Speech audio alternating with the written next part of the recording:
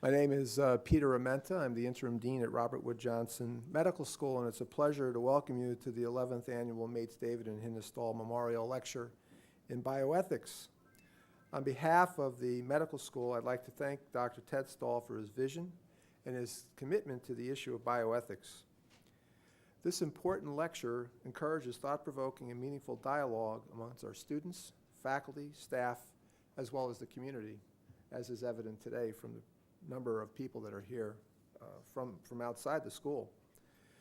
Another person deserving recognition today is our speaker and our good friend, Dr. Russ McIntyre, who served as chair of the advisory committee for the Stahl Lecture since its inception in 1997 until his retirement in 2006. And Russ, it looks like it's really agreeing with you. For more than 30 years, Russ served as a full-time faculty member at Robert Wood Johnson Medical School, where he taught medical ethics, medicine and the law, death and dying, and human sexuality. In addition, I'd like to thank the committee, along with the individuals and organizations who have donated so generously to maintain this program. Through your ongoing efforts, we're building a firm foundation of endowed lectureships, fellowships, and professorships for our medical school as it continues to grow and advance to the nation's top tier of publicly funded medical schools. For example, earlier this month, I presided at Match Day when our graduating medical students found out where they'll be performing their residencies. I'm proud to tell you that we had a 97.3% match rate, topping the national average of 94.2%. In addition, many exciting things are happening on our campus as we prepare to graduate another exemplary class of physicians. One of those class members was nominated or received an award from the American Medical Association today for leadership. I'd also like to take a moment to announce that we will be hosting a gala on September 20th at the Heldridge, celebrating the Eric B. Chandler Health Center in its 20th year of patient care. This gala, along with fellowships such as this, raises funds for the healthcare center and supports its mission of providing quality health care to individuals and families without regard for their ability to pay. And I hope many of you at that time will join us. Before our speakers begin, I'm delighted to turn the program over to Dr. Ted Stahl, whose vision, perseverance, and support have made this lecture possible. Ted.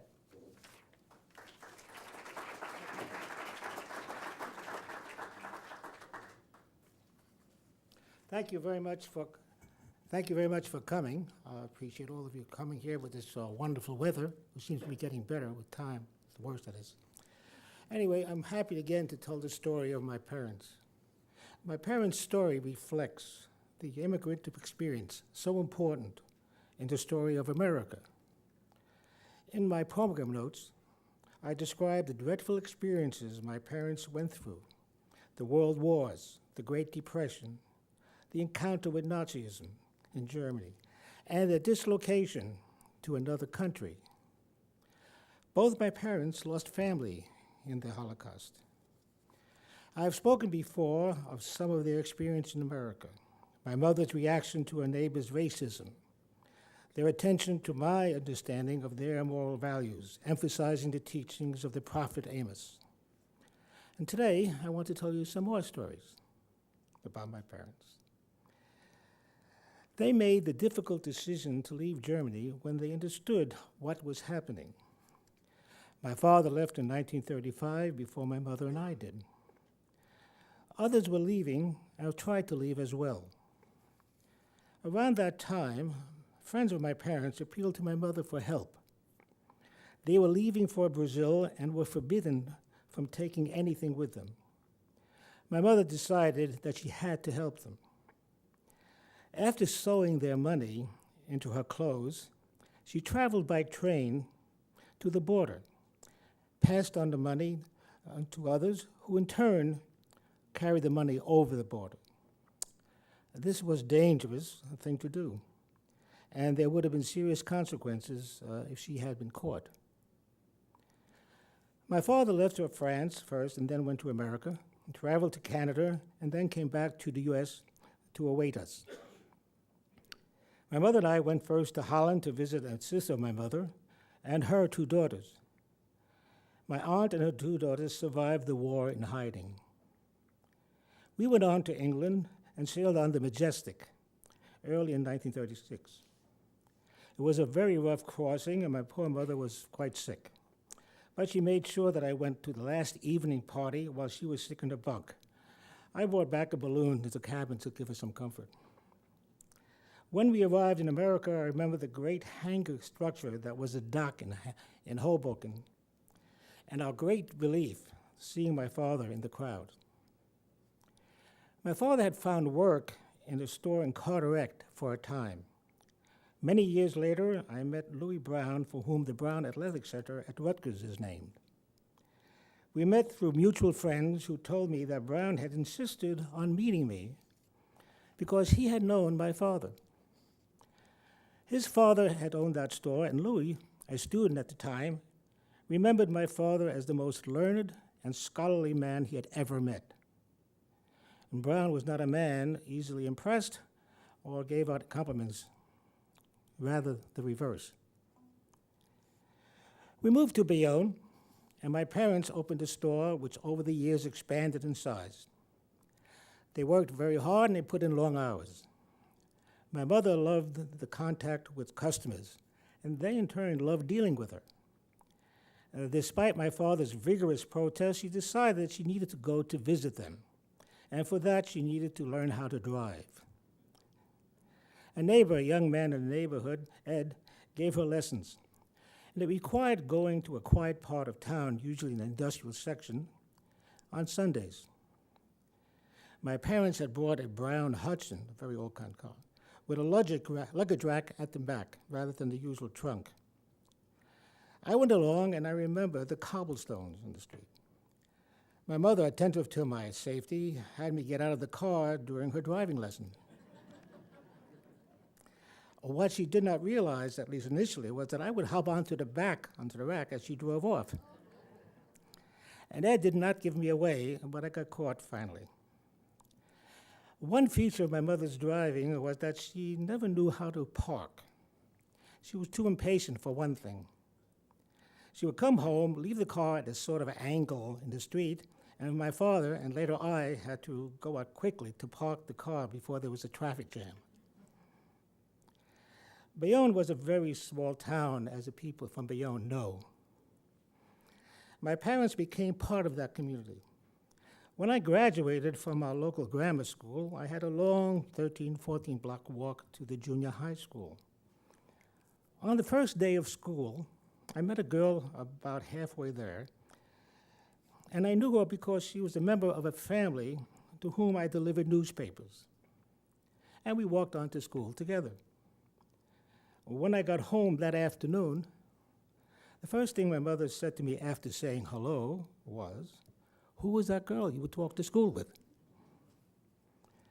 My parents finally retired, but that didn't last very long. My restless father, older than I am now, studied for a year, passed a certificate exam to appear before the IRS, and they ran a tax preparation service for H&R Block. There's no plug intended here. Eventually, my father took charge of 4 offices before retiring again.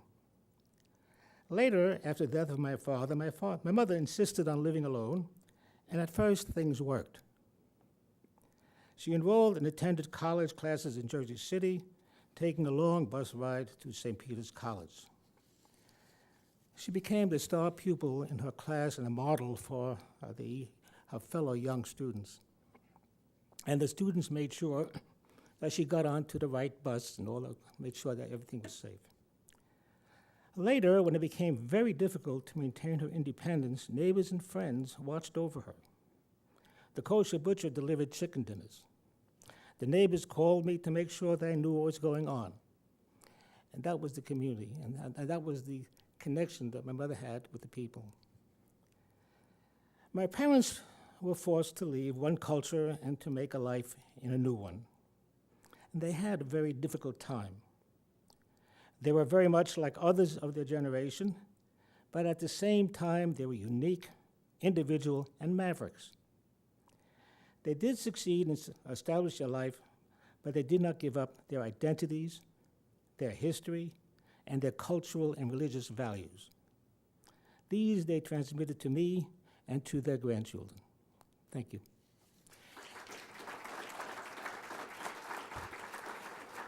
I'd like to introduce now Dr. Robert Leif, who's the Director for the Center for Healthy Families and Cultural Diversity. Robert?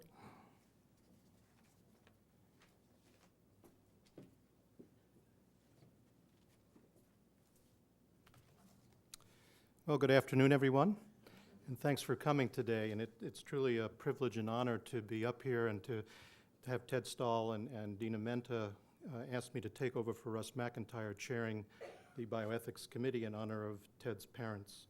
And you're in for a real treat today because Dr. McIntyre and I have had a chance to work together over the past nearly, for me, 24 years, but for Dr. McIntyre, 31 years, teaching at the school, working with students, working on different kinds of projects.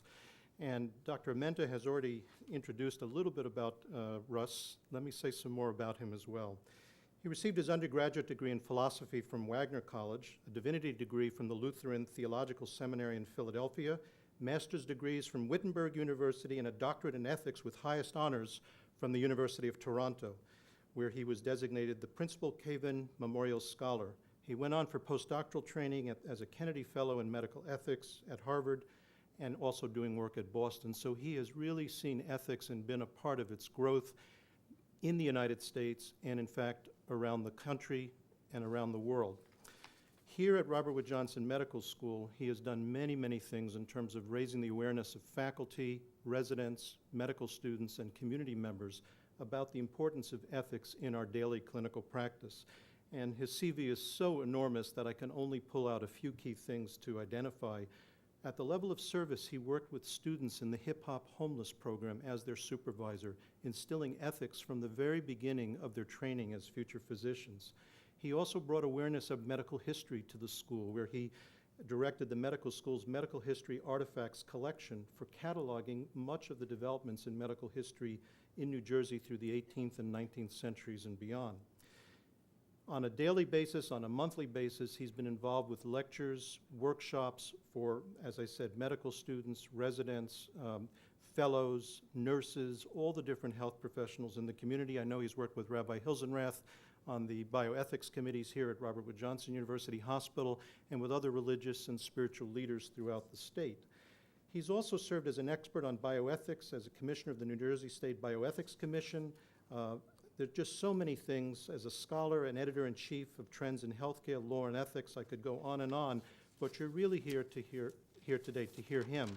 So I just want to say one brief thing that departs from formal comments, and that is that I know that in many religious traditions, people's names have special meaning. And I always like to look at people's names to see what they capture about a person. And so I've taken the liberty of using Russ, R-U-S-S, to say just four brief things. The R stands for Renaissance man. And as you can see, he has been a person who has touched the lives and been involved with so many, many people. And the U stands for understanding and respect. He's a promoter of increasing ethical awareness and morality in all the different ways we live, professionally and personally. And the S, he's a scholar. Ernest Boyer, who came out with the Carnegie Foundation report, said there's the scholarship of discovery, learning new things. There's the scholarship of integration, bringing things together in unique, special ways, and we'll hear about that in the ethics of transformation of American medicine. He's a consummate teacher, and so the scholarship of teaching and transmitting knowledge to people. And then the scholarship of application. How do we use this in our daily lives, whether as administrators, clinicians, teachers, workers, and all of that? And finally, the S is for service. His service to the school, to the community, to New Jersey, to the nation, and how fortunate we are also to have his wife, Chris McIntyre, here, and I'm sure other family members would have liked to as well. But welcome back again to our family. He's kept a home despite being in retirement here in New Jersey in Morristown, so welcome back, Russ. Thank you.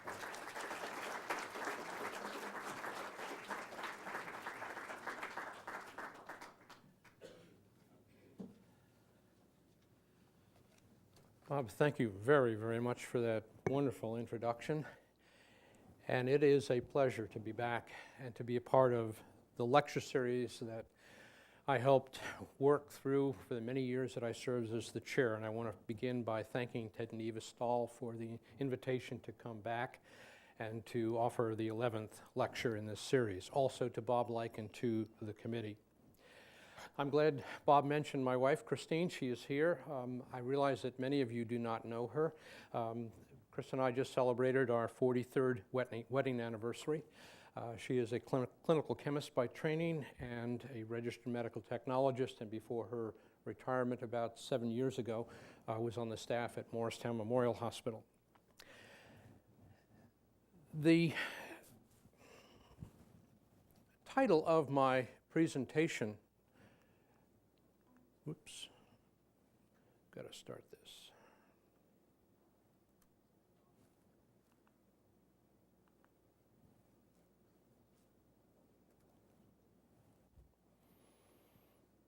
Okay.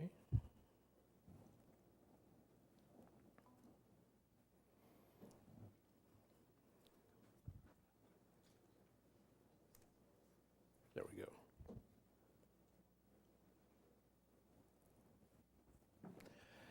The title of my presentation this afternoon is Ethics and the Transformation of American Medicine. And I have to admit, that sounds like ethics has sort of a grand role in this whole thing. I'm going to assert that our perspective on ethics changed over the last 50 or so years. And because of different ethical questions being raised, we started to look at healthcare and patient care in very, very different ways. Now, as I was preparing this lecture, I also wondered, well, could I make this presentation to, let's say, a Department of Humanities or a Department of Philosophy? And I thought, well, yes, but I'd have to change the title a bit. And perhaps the title might be, in that setting, American Medicine and the Revitalization of Ethics. Now, I'm going to offer quite a bit of evidence to show that indeed there was a transformation of thought regarding medicine and healthcare. But what kind of evidence would I offer to document the fact that there was a revitalization of ethics taking place at the very same time?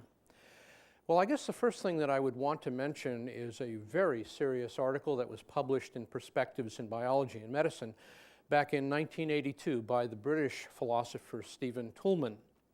And it's entitled, How Medicine Saved the Life of Ethics.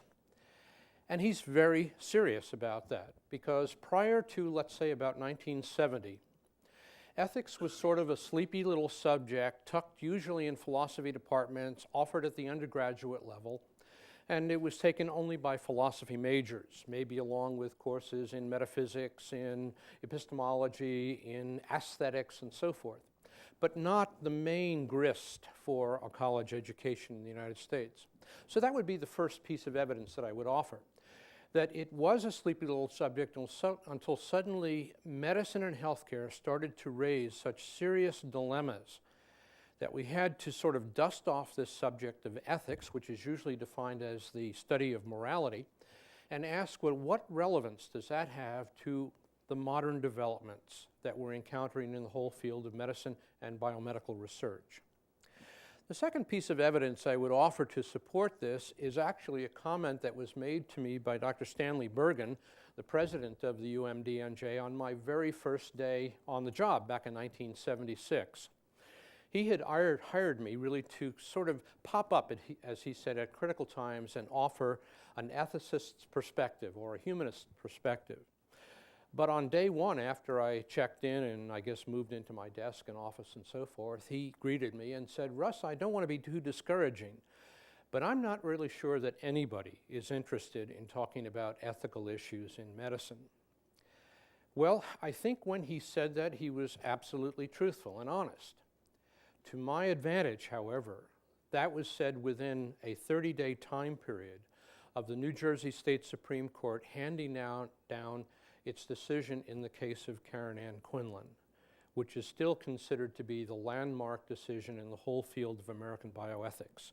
And literally, from 1976 on, the field just kind of blossomed in front of me. And I want to thank you. I just happened to be at the right place at the right time. And part of what I'm going to share with you today is the journey through those different years.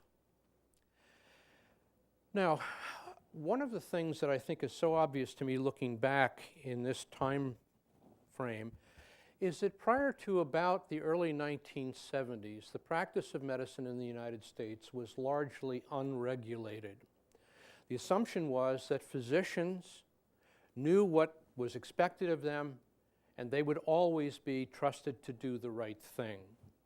And that was an argument that was actually made very eloquently at the early part of the last century.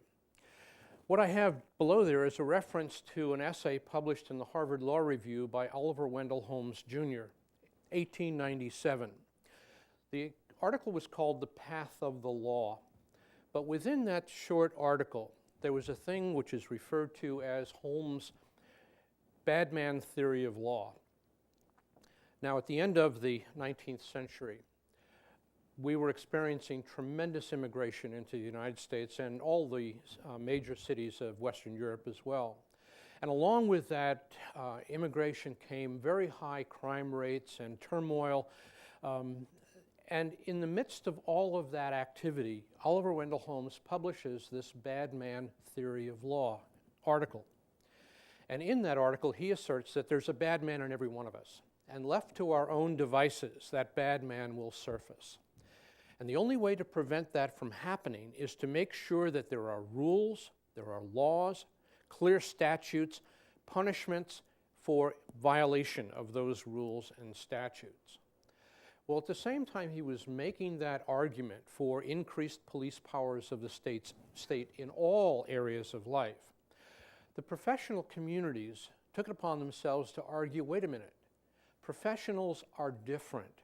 Professionals are people who can be trusted to work in unsupervised settings.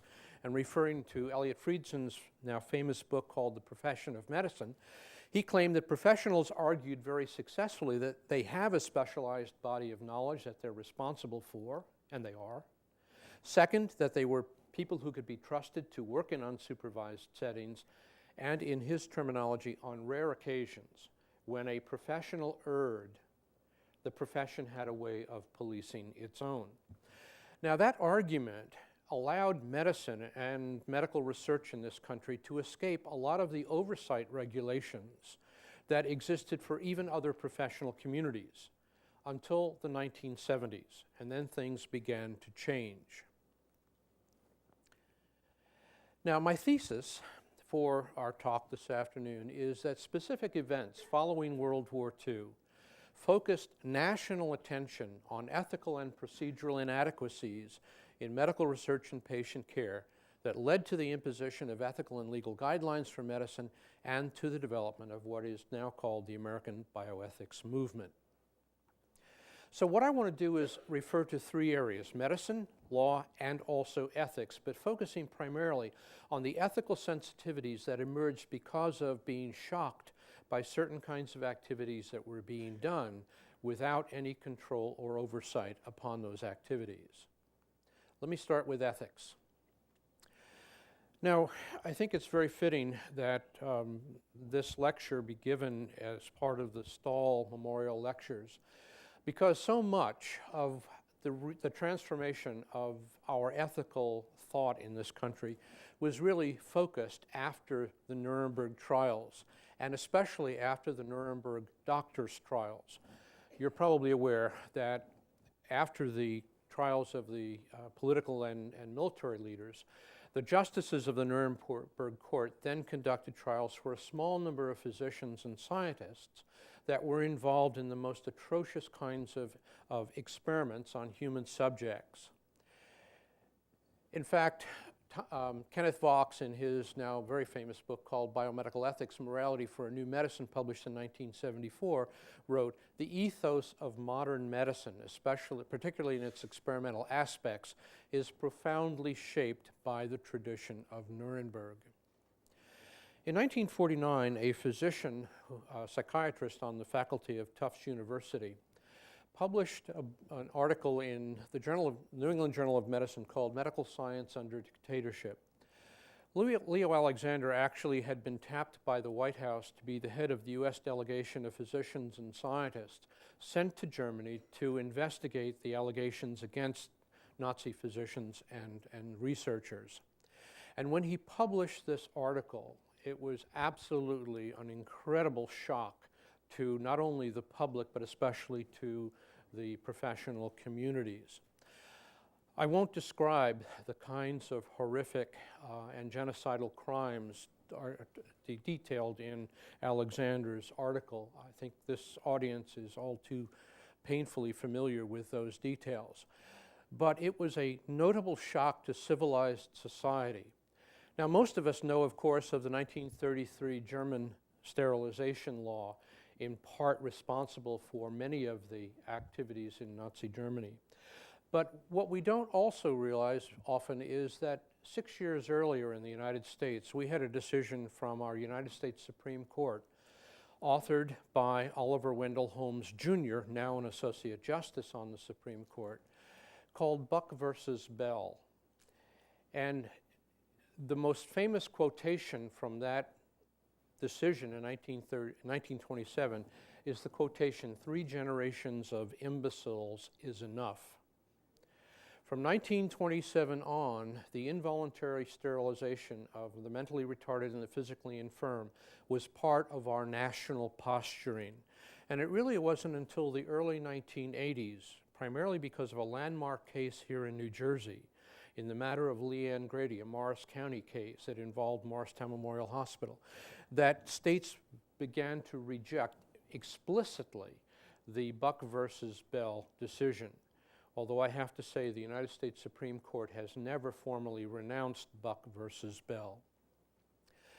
Now, at the same time as what was happening in Nazi Germany, in what was called the eugenics movement, we had a large eugenics movement here in the United States as well. Indeed, about 12 of the major countries in the world, including the United States, had such programs, heavily funded by the Rockefeller Foundation and the Carnegie Foundation, and located, at least the headquarters located at Cold Spring Harbor, New York.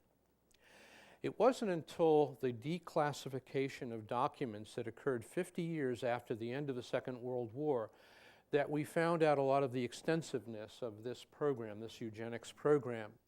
For example, it says on the top, from 1934 to 1974, 62,000 Swedes were sterilized as part of a national program grounded in the science of racial biology and carried out by officials who believed they were helping to build a progressive, enlightened welfare state. Also here in Paris, French women reportedly sterilized. The government today ordered an investigation into allegations that 15,000 French women deemed mentally or physically inferior were sterilized without their consent.